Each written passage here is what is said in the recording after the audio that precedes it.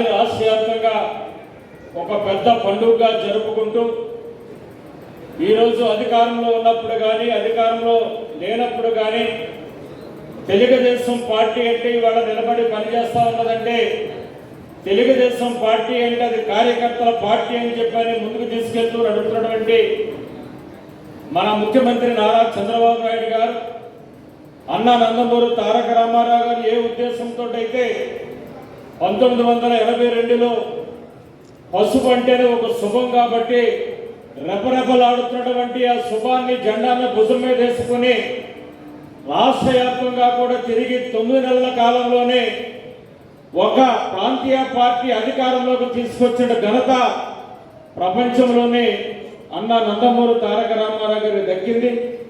అందులో భాగంగా ప్రతిసారి మనం జరుపుకున్నటువంటి మహానాడులో భాగంగా ఈసారి తిరుపతిలో ఏ విధంగా అయితే మొట్టమొదటిసారిగా మనం జరుపుకొని ముందుకెళ్ళామో దానిని తీసుకుని ఈ సంవత్సరం ఈ నెల 27, 28, 29 తేదీలలో కడపలో జరుగుతున్నటువంటి రాష్ట్ర మహానాడు పురస్కరించుకుని అన్ని నియోజకవర్గాల్లోనూ జిల్లాల్లోనూ కూడా మహానాడులు జరపాలని చెప్పని మన అధినాయకుడు చంద్రబాబు నాయుడు గారు ఇచ్చినటువంటి పిలుపులో భాగంగా ఈరోజు కొవ్వూరు నియోజకవర్గంలో ఏర్పాటు చేసినటువంటి ఈ మహానాడుకి ముఖ్య అతిథులు, పెద్దలు, గౌరవనీయులు, మన నియోజకవర్గ రథసారథులైనటువంటి శ్రీ పెండియాల అచ్చబాబు గారికి, వేదిక మీద ఉన్నటువంటి 3 మండలాలు పట్టణ అధ్యక్షులకు, అదేవిధంగా అర్బన్ బ్యాంక్ చైర్మన్ గారికి, ప్రీమియర్ కమిటీ సభ్యులకు, ఎంపీలకు, జడ్పీటీసీలకు, వివిధ హోదాలో ఉన్నటువంటి డైరెక్టర్స్కు, వేదిక ఉన్నటువంటి తెలుగుదేశం పార్టీ నాయకులకు, కార్యకర్తలకు, పత్రికలకు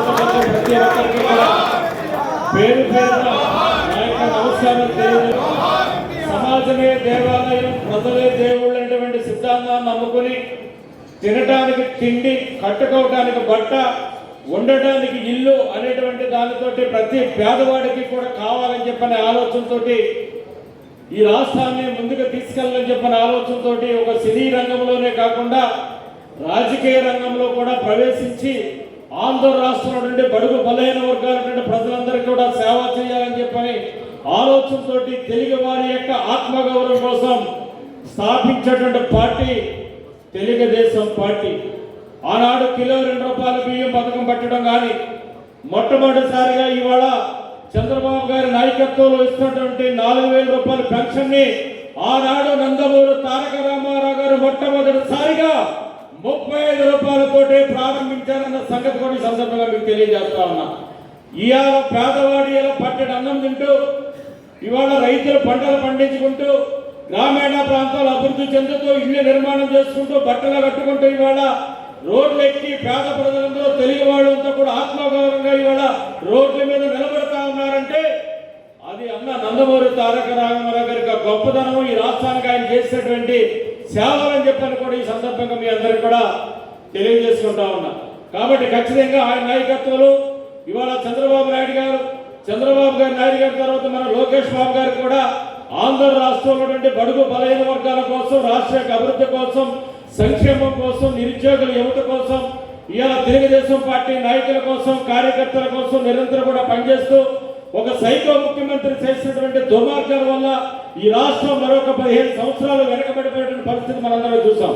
దాని మళ్ళీ ఈ రోజు ఏ విధంగా ముందుకు తీసుకెళ్ళాలని చెప్పిన తలంపుతోటి ఇవాళ చంద్రబాబు నాయుడు గారు, లోకేష్ బాబు గారు, పవన్ కళ్యాణ్ గారు, మోదీ గారి యొక్క సహకారంతో ఇవాళ అభివృద్ధి సంక్షేమాన్ని కూడా 2 కళ్ళుగా పెట్టుకుని ఇవాళ పోలవరం ప్రాజెక్టు విషయంలో కానీ, అమరావతి విషయంలో కానీ ఈ ఆంధ్ర రాష్ట్రాన్ని ముందుకు తీసుకెళ్తూ పరిశ్రమలు స్థాపించి నిరుద్యోగులకి ఉద్యోగాల కల్పన చేయడంలో కానీ ఇవాళ ముందుకెళ్తున్నటువంటి పరిస్థితి మనందరం చూస్తా ఉన్నాం. P4 విధానాన్ని పెట్టుకుని బడుగు బలహీన వర్గాల దగ్గర నుంచి అన్ని వర్గాలు, అన్ని మతాలు, అన్ని కులాల్లో ఉన్న ప్రజలందరూ కూడా సమన్వయం చేసుకుంటూ ఈ ఆంధ్ర రాష్ట్రాన్ని ముందుకు తీసుకెళ్ళాలని చెప్పిన ఆలోచనతో ఇవాళ చంద్రబాబు గారి నాయకత్వంలో, లోకేష్ బాబు గారి నాయకత్వంలో ఇవాళ ముందుకు వెళ్తా ఉన్నామన్న సంగతి కూడా ఈ సందర్భంగా మీకు నేను తెలియజేసుకుంటూ, ఒక పక్కనే రాష్ట్రంలో ఎన్నికల ముందు ఇచ్చినటువంటి హామీలు ఏవైతే ఉన్నాయో వాటిని అన్నింటినీ కూడా ఒక్కొక్కటి మీకు అమలు చేసుకున్నా వస్తున్న పరిస్థితి కూడా చూస్తా ఉన్నాం. రాష్ట్ర ఆర్థిక పరిస్థితి బాగోని కారణంగా ఇప్పటికే 11 నెలలు కావస్తున్నప్పటికీ కూడా వాళ్ళు ఇచ్చినటువంటి సూపర్ 6 కానీ మరికొన్ని కానీ కొన్ని అమలు చేసిన పరిస్థితి ఉంది. మిగతావి కూడా అంచెలంచెలుగా ఒక్కొక్కటి అమలు చేసుకుంటూ ప్రజలకు ఇచ్చినటువంటి మాటలు ఏవైతున్నట్లు అమలు చేసుకుంటూ ముందుకు వెళ్తామని చెప్పారు కూడా నిన్ననే జరిగినటువంటి మీటింగ్లో కూడా చంద్రబాబు నాయుడు గారు ఇప్పటికే చెప్పారు. ఇప్పటికి ఇస్తున్నటువంటి కాకుండా తల్లికి వందనం కానీ అదేవిధంగా ఉచిత బస్సు సంబంధించి కానీ అది ఆగస్టు 15 నుంచి ప్రారంభిస్తామని తల్లికి వందనం కూడా ఈ నెలాఖరు నుంచి ప్రారంభిస్తామని చెప్పా. కానీ ఒక్కొక్కటి ఆ విధంగా పెన్షన్ 4,000 రూపాయల ఇవ్వడంలో కానీ ఏదైతే ఎన్నికల ముందు ఇచ్చిన హామీలతో పాటు అదనంగా కూడా వాటిని ముందుకు తీసుకెళ్లేటువంటి విధంగా ఇవాళ రాష్ట్ర ప్రభుత్వం ముందుకు వెళ్తున్న సంగతి కూడా మీ అందరూ కూడా ఈ సందర్భంగా తెలియజేసుకుంటూ ముఖ్యంగా పార్టీకి సంబంధించినటువంటి విషయాలు మనం చూసుకున్నట్లయితే కనుక ఇవాళ మహానాడు ముందుగా మనకి ప్రతి గ్రామంలో కూడా గ్రామ కమిటీలు వేసుకోవాలనేటువంటి సాంప్రదాయం మనకు ఉంది. గ్రామ కమిటీల దగ్గర నుంచి క్లస్టరు యూనిట్ ఎవరైతే ఇన్ఛార్జీలు ఎవరైతే గతంలో మనం కొనసాగించామో వారిని కూడా కొత్త కమిటీలు వేసుకుని గ్రామ కమిటీలు ఏర్పాటు చేసుకోవాలి. ఈ గ్రామ కమిటీలు ఏర్పాటు చేసుకున్న తర్వాత మండల కమిటీలు ఏర్పాటు చేసుకోవాలి. మండల కమిటీలు అయిన తర్వాత నియోజకవర్గ స్థాయి కమిటీలు ఏర్పాటు చేసుకోవాలి. నియోజకవర్గ స్థాయి అయిన తర్వాత జిల్లా కమిటీలు అన్నీ కూడా ఇవాళ 27వ తారీఖు ఏదైతే మహానాడు ఉందో మహానాడు లోపుగా మొత్తం ఈ కమిటీలన్నీ కూడా ఏర్పాటు చేసుకుని మహానాడు నాటికి 27, 28, 29 జరిగినటువంటి దానికి రాష్ట్ర అధ్యక్షుల్ని జాతీయ స్థాయి అధ్యక్షులు కూడా ఏర్పాటు చేసుకుని మన బాడీని ఏర్పాటు చేసుకుని ముందుకెళ్ళేటువంటి సాంప్రదాయం ఈరోజు మన తెలుగుదేశం పార్టీకి ఉంది. కాబట్టి దయచేసి ఇప్పటికీ మన గ్రామాల్లో ఇప్పటికీ అన్ని గ్రామాల్లో ఉన్నటువంటి నాయకులందరూ కూడా చెప్పడం జరిగింది. ఏ గ్రామాల్లో అయితే ఇంకా క్లస్టర్ కానీ యూనిట్ కానీ ఇన్ఛార్జీలు ఎవరైతే ఏర్పాటు చేసుకోలేదో వాళ్ళు వెంటనే ఏర్పాటు చేసుకోవాలి. వాళ్ళు అయిన తర్వాత మండల కమిటీలు ఏర్పాటు చేసుకోవాలి. కాబట్టి మనకి 27వ తారీఖు నుంచే మనకి ఆల్రెడీ రాష్ట్ర సంబంధించిన మహానాడు ఉంది. కాబట్టి ఈ నెల 25వ తారీఖు లోపుగానే మొత్తం మండల కమిటీలతో సహా అన్ని కమిటీలు కూడా ఏర్పాటు చేసుకుని 26వ తారీఖున మన మహానాడు కడపకి వెళ్ళవలసిన అవసరం ఉంది. కాబట్టి దయచేసి ఇక్కడికి నియోజకవర్గం నుంచి నలుమూల నుంచి నాయకులు కార్యకర్తలు వచ్చారు. కాబట్టి ఖచ్చితంగా మీరు మీ గ్రామాల్లో ఆల్రెడీ గ్రామ కమిటీలు ఏర్పాటు చేసుకుంటున్న వాళ్ళు ఉంటే ఓకే, ఇంకా ఎవరైనా ఏర్పాటు చేయవలసినటువంటి వాళ్ళు ఎవరైనా ఉంటే కనుక వాళ్ళు ఈ 2 రోజుల్లోనే మొత్తం కమిటీలను గ్రామ కమిటీలన్నీ కూడా వేసుకుంటే మండల కమిటీలు కూడా వేసుకుందామని చెప్పని కూడా తెలియజేస్తా ఉన్నా. ఒక పార్టీ దొరుకుతాం, ఒక పిల్లలు యంగ్స్టర్స్గా ఉండి ఒక రాజకీయంలోకి రావాలంటే వారికి ఒక అవకాశం దొరికి అప్పుడు మీరందరి జ్ఞాపకం మనకి పాత రాజకీయాలంతా ఉండేవి. అల్లూరి బాబురాయుడు గారని, మూర్తిరాజు గారని, అలాగే అక్కడ సర్వరాయుడు గారని లీడర్షిప్ అలాగా 40-50 సంవత్సరాలు అలా ఉండిపోయేవారు. అలాంటిది కొత్త రక్తం ప్రవేశించినప్పుడు అది 83లో ఎన్టీ రామారావు గారు వచ్చినప్పుడు ప్రతి ఊర్లోంచి కూడా పిల్లలు వచ్చేసారు బయటికి. అదే టైంలో నేను కృష్ణబాబు గారు కూడా వచ్చి ఈవేళ ఆ రోజున ఈ పార్టీలో చేరటం జరిగింది. చేరినప్పుడు కూడా చాలామంది ఏమైపోతుందా అని ప్రతి ఊర్లో వెళ్ళినప్పుడు పెద్దవాళ్ళందరూ ఒక పక్కన కూర్చునేవారు. మేము ఎక్కడికి రాము, మా సంబంధం లేదని. పిల్లల్ని మాత్రం మేము పిలిచి తీసుకెళ్తూ ఉండేవారు. అలాగా ఆ రోజున స్థాపించాము ఈ పార్టీ. రామారావు గారు ఆయన చాలా దూరదృష్టితో ఆలోచించారు. కారణం 2 రకాలు. ఒకటి సినిమా జీవితంలో 50 సంవత్సరాలు సినిమా జీవితంలో ఉండి ప్రజల జీవితంలోకి రావాలంటే చాలా కష్టం. ఎందుకంటే నాకు తెలిసి కొంతమంది సినిమా వాళ్ళని అడుగుతారు, సినిమా యాక్టర్ని, మీరు బయటకు వచ్చాక ఎలాగా ప్రవర్తిస్తారు అని. సినిమాలో అన్ని రకాల వేషాలు వేస్తారు, బయటకు వచ్చాక మీరు ఎలా ప్రవర్తిస్తారు అంటే కొంతమంది ఏం చెప్పారంటే, బాబు నిజమే భలే క్వశ్చన్ అడిగావు, నాకు నిజంగా టికెట్ ఎలాగ తీసుకోవాలో కూడా తెలియదు. ట్రైన్ టికెట్ కానీ ఫ్లైట్ టికెట్ కానీ సొంతంగా తీసుకోవాలంటే తెలియదు. కారణం ఏంటంటే ఏ డిస్ట్రిబ్యూటరు ఎవరో ఒకరు తీసుకుంటాం అలవాటు అయిపోతుంది. అలాగే 50 సంవత్సరాలు అలా ఫీల్డ్లో ఉంటారు. అది మన రామారావు గారికి ఆయనకి ఇంకా ఈజీ, ఎవరో ఒకరు చేసి పెట్టేస్తూ ఉంటారు. అలాంటి ఆయన ఈవేళ ప్రజల సంక్షేమం గురించి ఆ రోజున ఆలోచించి ఒక పార్టీ 60 సంవత్సరాలకి ఆయన ఒక పార్టీ పెట్టాలని ఆలోచించి మన ప్రజలకి, తెలుగు ప్రజలకి ఏదో చేయాలని ఆలోచన వస్తే చాలా గొప్ప. అదే ధైర్యం, 60 సంవత్సరాలకి ఒక పార్టీ పెట్టాలంటే చాలా కష్టం, ఎవరికి సాధ్యం కూడా కాదు, ఆలోచన కూడా చేయదు. పైగా ఆయన ప్రతి రూపాయి కూడా కష్టపడి సంపాదించుకున్న రూపాయి. ఆయన సొంత వ్యాన్ మీద 9 నెలలు ప్రతి ఊరు, ప్రతి గ్రామం, ప్రతి ఏరియా కూడా తిరిగి ఈ పార్టీని స్థాపించారు 9 నెలల్లో. ఆ రోజు నుంచి ఈ రోజు దాకా కూడా మనతో పాటు, నాతో పాటు ఉన్న చాలామంది నాకు తెలుసు. నాతో పాటు వచ్చిన వాళ్ళు ఇవాళ కూడా ఉన్నాం. అలాగే ఈ 50 సంవత్సరాలు కూడా మేము కూడా ఆయనతో పాటే ప్రయాణం చేసాం ఈ పార్టీలో. అదే రకంగా మీరందరూ కూడా ఈవేళ మళ్ళీ ఇంకో కొత్త రక్తం రావాలి మన పార్టీకి. ఆ పాత రక్తం అయిపోతుంది టైంకి, మళ్ళీ కొత్త రక్తం రావాలి. మేము కూడా చూసినప్పుడు పార్టీకి ఎవరు చేస్తున్నారో ఎవరు చేస్తలేదో అని చూసే చేస్తాం. పైగా నేను ఎప్పుడు ప్రతి ఎలక్షన్లో ఏమంటానంటే 5 సంవత్సరాల దాకా మళ్ళీ కనపడినాను. కానీ ఈసారి అలాగే లేదు. ఈసారి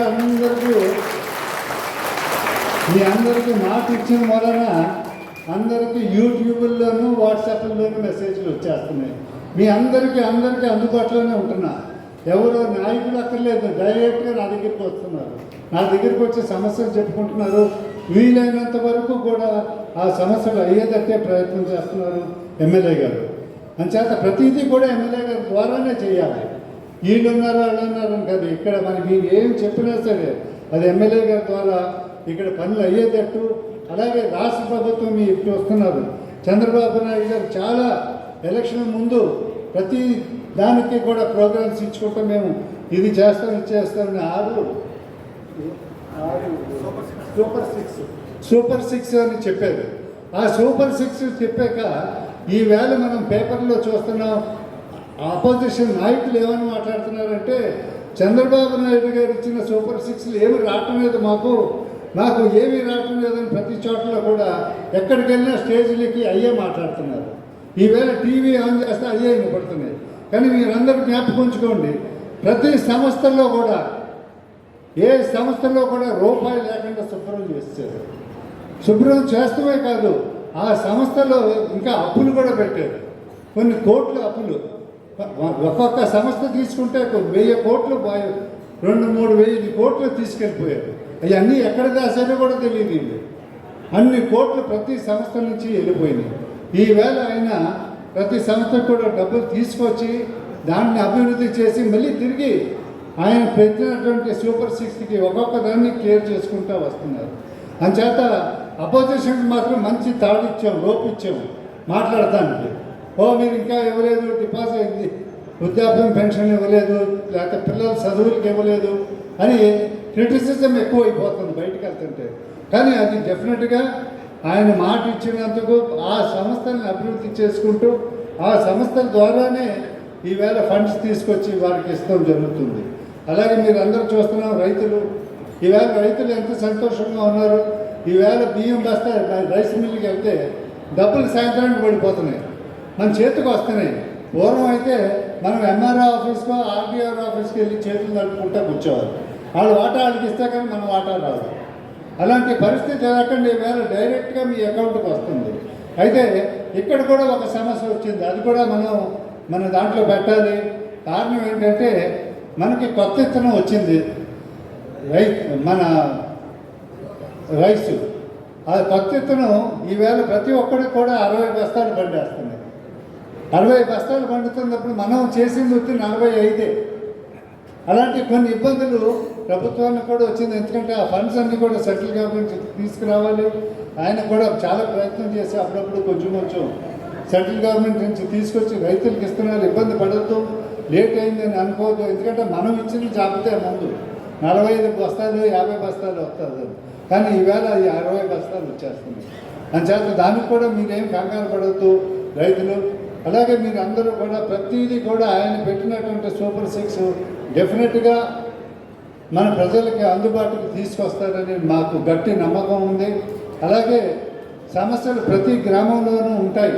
ఎందుకంటే మీరందరూ చూశారు, మనకు ప్రతిసారి కూడా మన తెలుగుదేశం ప్రభుత్వం ఏదో ఒక అభివృద్ధి చేసుకుంటా వెళ్తుంది అని అనుకున్న టైంలో మన ప్రభుత్వం పడిపోతాం. కాంగ్రెస్ వాళ్ళకి వచ్చింది, 10 సంవత్సరాలు కాంగ్రెస్ ఉంది, రాష్ట్రం నాశనం. మళ్ళీ మనం వచ్చాం, సెపరేట్ స్టేట్ గవర్నమెంట్ చేసుకున్నాం, మన రాజధాని కట్టుకుందామని అన్నీ తయారు చేస్తే మీరు కూడా చూశారు. టీవీల్లో ఏ రకంగా దాన్ని నాశనం చేశారు. సిమెంట్ రోడ్లు కూడా తవ్వుకుని వెళ్ళిపోయారు, బుల్డోజర్లు పెట్టుకుని తవ్వుకుని వెళ్ళిపోయారు. నయ్యం ఆ బిల్డింగులు తవ్వుకుని వెళ్ళిపోలే. ఇంకొకసారి గెలిస్తే అదే పని అవును, బిల్డింగ్లు కూడా తవ్వుకుని వెళ్ళిపోయారు. అంచేత మీరందరూ బాగా ఆలోచించుకోండి. ఈవేళ పూర్వ పరిస్థితి కాదు, మనకు డెవలప్మెంట్ కావాలి, మన రాష్ట్రానికి ఒక క్యాపిటల్ కావాలి అన్న ఉద్దేశంతోనే చంద్రబాబు గారు ఫుల్ కాన్సన్ట్రేషన్ కూడా దాని మీదే ఉన్నారు. మనకి క్యాపిటల్ కావాలి, మన పిల్లలకి ఉద్యోగాలు కావాలి, మనకి ఇండస్ట్రీ రావాలి మన రాష్ట్రానికి. అవతల అతనికి నమ్మకం కలిగించాలి, ఒక ఇండస్ట్రీకి నమ్మకం కలిగించాలి, నేను ఇక్కడ పెడితే పర్వాలేదు కదా అని. లేకపోతే నమ్ముకుని వచ్చాక మళ్ళీ వేరే ప్రభుత్వం వచ్చిందంటే మళ్ళీ ఏమవుతుందో తెలుస్తుంది. మీరందరికీ తెలుసు ఆ ప్రభుత్వం 5 సంవత్సరాలు ఏమి చేసిందో మీకు తెలుసు. అందరికీ ఇష్టం బాగానే ఇచ్చారు, ఆ 40%తో అయిపోతుంది అనుకున్నారు, ప్రతిమాదంతా డబ్బుతో కొనేయచ్చు అనుకున్నారు. కానీ ఆ డబ్బు సరిపోలేదు వాళ్ళకి, ఆ మిగిలిన డబ్బు ఇంకా చాలా ఉంది, అదంతా మిగిలిపోయిందని ప్రజలకు తెలుసు. అంచేతనే వారిని మొత్తానికి ఇంటికి పంపడం జరిగింది. అంచేత మనం ప్రజల ప్రభుత్వం ఇది, ప్రజల కోసం పెట్టిన ప్రభుత్వం ఇది, ఈ పార్టీ కూడా ప్రజల కోసం పెట్టింది. అంచేత మేము కూడా ఎవరికైనా డబ్బు ఉన్నవాళ్ళు లేనివాళ్ళు కానీ కాదు, పార్టీకి కష్టపడుతున్నారా లేదా అన్నది చూసుకుని ఆ పార్టీని ముందుకు తీసుకెళ్తే, అలాగే కార్యకర్తలు కూడా మన అందరం పార్టీలోనే ఉంటే ఏం అవ్వదు, వాళ్ళు కూడా కష్టపడి వాళ్ళు 10 రూపాయలు సంపాదించుకునేటట్టు ఏదో కార్యక్రమాలు చేసుకుంటూ వస్తామని మీ అందరికీ మనవి చేస్తూ సెలవు తీసుకుంటున్నాం.